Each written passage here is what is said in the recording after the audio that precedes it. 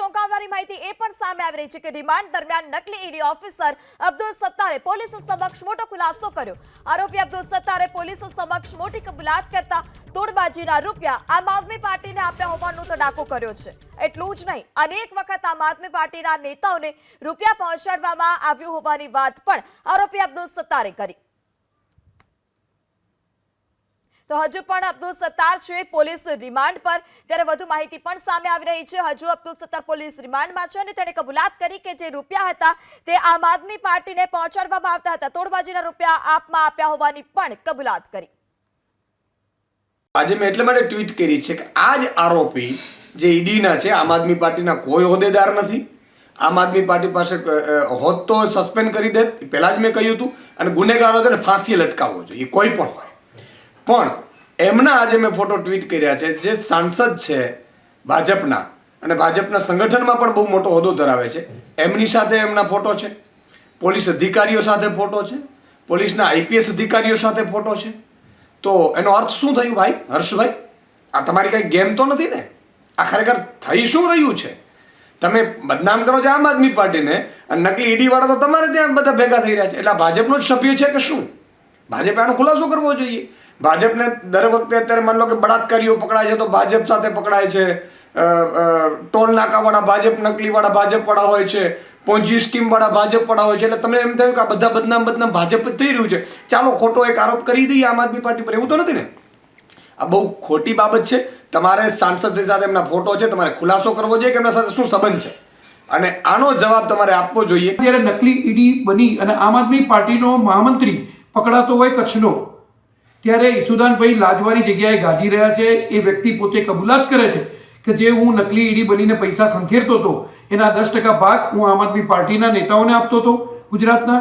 સાથે સાથે એને પોલીસ નિવેદનમાં એ પણ લખાવ્યું છે કે હું કચ્છની જે આમ આદમી પાર્ટીનું કાર્યાલય છે એ કાર્યાલયનું ભાડું અને કાર્યાલયનો તમામ ખર્ચો એ અબ્દુલ સત્તાર જે આ ગુનેગાર છે પોતે ભોગવતો હતો, એવું એને પોલીસ નિવેદનમાં પોતે જાતે કબૂલ કર્યું છે। એટલે મારે ઈસુદાનભાઈને એ પૂછવાનું કે તમારા દિલ્હીના નેતાઓ જે પ્રમાણે લીકરનો ગોટાળો કરી અને એમાં ભાગ બટાઈ કરતા હતા અને એની અંદર પણ કોર્ટમાં પુરવાર થઈને સજા ભોગવી રહ્યા છે અને મુખ્યમંત્રી પણ અત્યારે પદભ્રષ્ટ થઈ ગયા છે ત્યાંના, એ જ પ્રમાણે તમે અહીંના નેતાઓ પણ એ જ માર્ગે જઈ રહ્યા છો।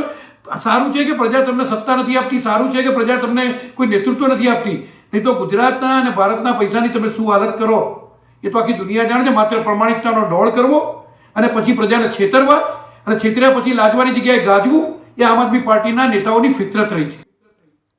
તો નકલી ઈડી ઓફિસર અબ્દુલ સત્તારે પોલીસ સમક્ષ મોટો તડાકો કર્યો છે। નકલી ઈડીની ટીમ બની અને લોકો પાસેથી તે રૂપિયા ઉઘરાવતા હતા અને સમગ્ર ઘટનાની જાણ થતાં જ હવે તે પોલીસ પકડવા છે। પોલીસ દ્વારા તેના રિમાન્ડ પણ માંગવામાં આવ્યા છે। મંગળવાર સુધીના પોલીસ રિમાન્ડ।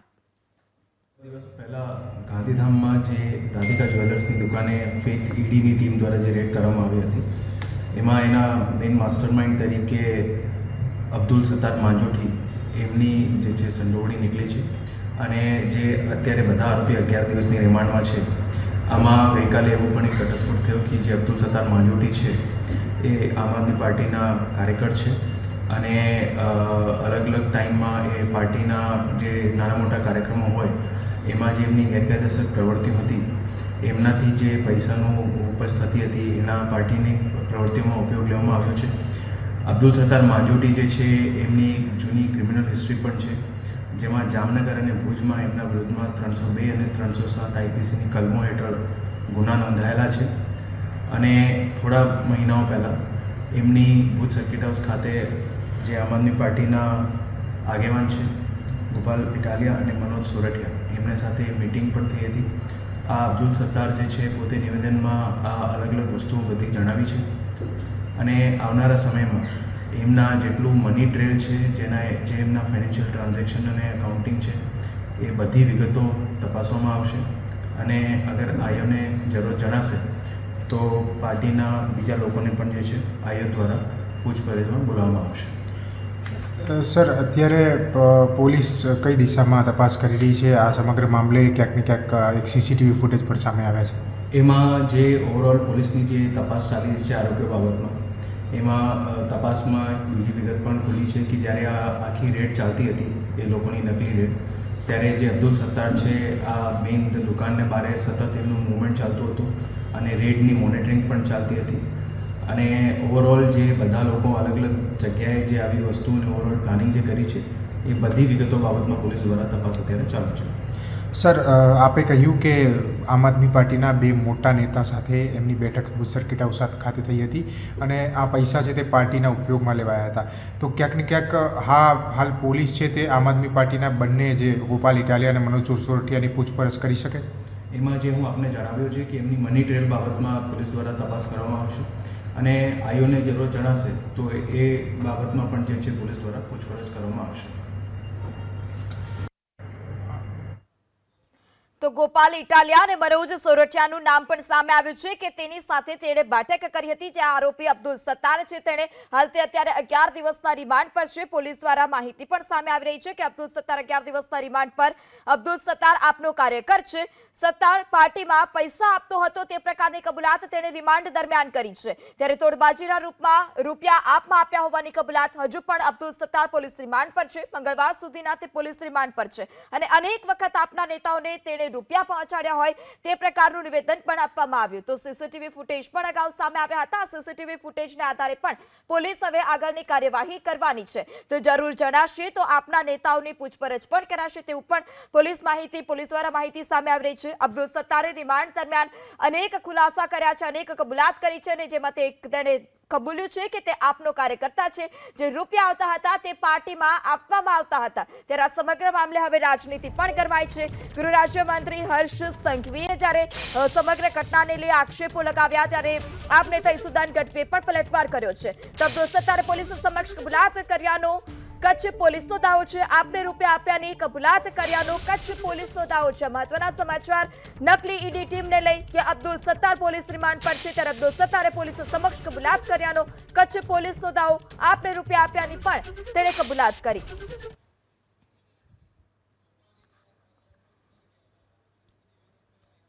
જી, આપની સાથે ગોપાલ ઇટાલિયા જે આપના નેતા છે તે જોડાઈ ચૂક્યા છે. જી ગોપાલભાઈ, જે પ્રકારની માહિતી સામે આવી છે, આપે કહ્યું કે 10 દિવસ બાદ કેવી રીતે માહિતી સામે આવી. એબીપી અસ્મિતાએ ચકાસ્યું તો ખબર પડી કે અબ્દુલ સત્તાર મંગળવાર સુધીના રિમાન્ડ પર છે અને પોલીસ તપાસ પણ થઈ. પોલીસનો પણ ખુલાસો સામે આવ્યો કે આપ સાથે બેઠક કરવામાં આવી હતી અને આપ પાર્ટીમાં રૂપિયા જતા હતા. આપનું શું કહેવું છે? મારું એટલું જ કહેવું છે, મેં પોલીસમાં નોકરી કરી છે. પોલીસ ધારે તો ખૂનના આરોપી નિર્દોષ છૂટી જાય છે અને પોલીસ ધારે તો નિર્દોષ માણસોને ખૂનની સજામાં આજીવન કેદ પડે. આપણે નથી જાણતા? અને એ સ્પેશિયલી જ્યારે ગુજરાતમાં ભાજપની સરકારે પોલીસ ઉપર પૂરેપૂરું નિયંત્રણ ઊભું કર્યું હોય ત્યારે પોલીસની વાત ઉપર આપણે કેટલો ભરોસો રાખી શકીએ? બુટલેગરો બેફામ છે, બરાબર, તોડબાજો બેફામ છે, નકલી ટોલ નાકાવાળા.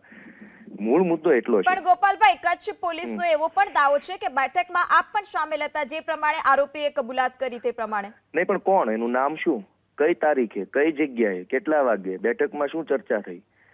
ખાલી કાદવ ઉછાળીને ભાગી જવાથી કામ નથી પતવાનું ને.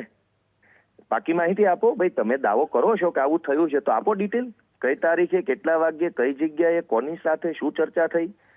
આ તો કીચડ ઉછાળીને ભાગી જવાના ધંધા ચાલુ ગોપાલભાઈ, કર્યા. આ સ્ટેટમેન્ટ પોલીસ દ્વારા નથી આપવામાં આવ્યું. જે હાલ અત્યારે અબ્દુલ સત્તાર રિમાન્ડ પર છે તે અબ્દુલ સત્તાર દ્વારા આ વસ્તુની કબૂલાત પણ કરવામાં હું એ આવી જ છે. કહેવા માંગુ છું કે અબ્દુલ સત્તારે એટલું જ નહીં કીધું હોય ને, આપ્યા છે. પોલીસે પૂછે, હર્ષ સંઘવીની પોલીસ પૂછે કે કેટલા વાગે, કઈ જગ્યાએ, સર્કિટ, ક્યાં, જી ગોપાલભાઈ, સર્કિટ હાઉસમાં બેઠક થયા હોવાની કબૂલાત કરી છે. હા, કોની સાથે? આપની કોણ અને વ્યક્તિ સોરઠિયા બેઠા? સાહેબ સાથે. આપની એટલે હું ગોપાલ જી ઇટાલિયા સાથે. ગોપાલભાઈ, તમારી અને સોરઠિયા સાહેબ સાથે મનોજ સોરઠિયા સાથે બેઠક થઈ હોવાની માહિતી કઈ તારીખે સત્તારે બેઠક આપી છે. થયેલી? જી, અત્યારે એ પોલીસનો વિષય છે, પરંતુ પોલીસ દ્વારા ના, કચ્છ પણ પોલીસ પાસે પોલીસનો આ વિષય દાવો થોડો કર્યો છે. છે. દાવો કરીએ છે તો પાકી માહિતી સાથે કરવો પડશે ને. ગમે તેમ હું કહી દઉં કે દાઉદની મીટિંગ હર્ષ સંઘવી સાથે થઈ હતી સર્કિટ હાઉસમાં, તો શું એનો અર્થ નીકળે? એટલે ગોપાલભાઈ, આપ એવું કહેવા માંગો છો કે પોલીસ અત્યારે ખોટા દાવાઓ કરી રહી છે. મીટિંગ થઈ એવું હું કહી દઉં તો એનો અર્થ શું? ગોપાલભાઈ, આપ એવું કહેવા માંગો છો કે પોલીસ અત્યારે ખોટા દાવાઓ કરી રહી છે? બિલકુલ ખોટા દાવાઓ છે. તો આપણે ભૂપેન્દ્ર પોલીસની ઝાલા કામગીરી પર 6000 ભરોસો કરોડનો નથી. કૌભાંડી છે. એને ભાજપને ઓફિશિયલી ચૂંટણી ફંડ આપ્યું છે. હર્ષ સંઘવી ખુલાસો રજૂ કરે કે ભૂપેન્દ્ર ઝાલા અને હર્ષ સંઘવી શું સંબંધ છે? 6000 કરોડની ચીટિંગ કર્યું એને હર્ષ સંઘવીના હાથે એવોર્ડ આપવામાં આવ્યો છે. ગોપાલભાઈ, ખુલાસો તો સવારે કરતા નથી જ્યારે આપની પોલીસવાળા. સાથે વાત થઈ ત્યારે તમે એવું કીધું કે રિમાન્ડ પર નથી અને હવે અત્યારે આપનો સૂર બદલાઈ ગયો. ના, સૂર મેં થોડી ચોરી કરી છે મારો સૂર બદલાઈ જાય. 6,000 કરોડના ડાક આરોપી પીછાડો ભૂપેન્દ્ર કરતા તો ઝાલાને નજરે પડી હર્ષ જ રહ્યા છે, સંઘવીએ ચોરીની વાત જ નથી. 6,000 કરોડના આરોપી ભૂપેન્દ્ર ઝાલાને હર્ષ સંઘવીએ કઈ ખુશીમાં એવોર્ડ આપ્યો? શેનો એવોર્ડ આપ્યો? 6,000 કરોડના આરોપીને ગૃહમંત્રી એવોર્ડ આપે છે અને એક બાજુ ગોપાલ ઇટાલિયા ઉપર આરોપ કરો છો. તો આ કયા બે મોઢાની વાત કોણ કરે છે? હું કરું છું કે હર્ષ સંઘવી કરે છે? જી જી ગોપાલભાઈ, આપ અમારી સાથે જોડાયા તે બદલ આપનો આભાર. તો એસપીએ શું કહ્યું છે, આવો સાંભળીએ. આમાં ગઈકાલે એવું પણ એક ઘટસ્ફોટ થયો કે જે અબ્દુલ સત્તાર માંજોટી છે એ આમ આદમી પાર્ટીના કાર્યકર છે અને અલગ અલગ ટાઈમમાં એ પાર્ટીના જે નાના મોટા કાર્યક્રમો હોય એમાં જે એમની ગેરકાયદેસર પ્રવૃત્તિઓ હતી એમનાથી જે પૈસાનું ઉપજ થતી હતી એના પાર્ટીની પ્રવૃત્તિઓમાં ઉપયોગ લેવામાં આવ્યો છે. અબ્દુલ સત્તાર માંજોટી જે છે એમની જૂની ક્રિમિનલ હિસ્ટ્રી પણ છે, જેમાં જામનગર અને ભુજમાં એમના વિરુદ્ધમાં 302 અને 307 આઈપીસીની કલમો હેઠળ ગુના નોંધાયેલા છે. અને થોડા મહિનાઓ પહેલાં એમની ભુજ સર્કિટ હાઉસ ખાતે જે આમ આદમી પાર્ટીના આગેવાન છે ગોપાલ ઇટાલિયા અને મનોજ સોરઠિયા એમની સાથે મીટિંગ પણ થઈ હતી.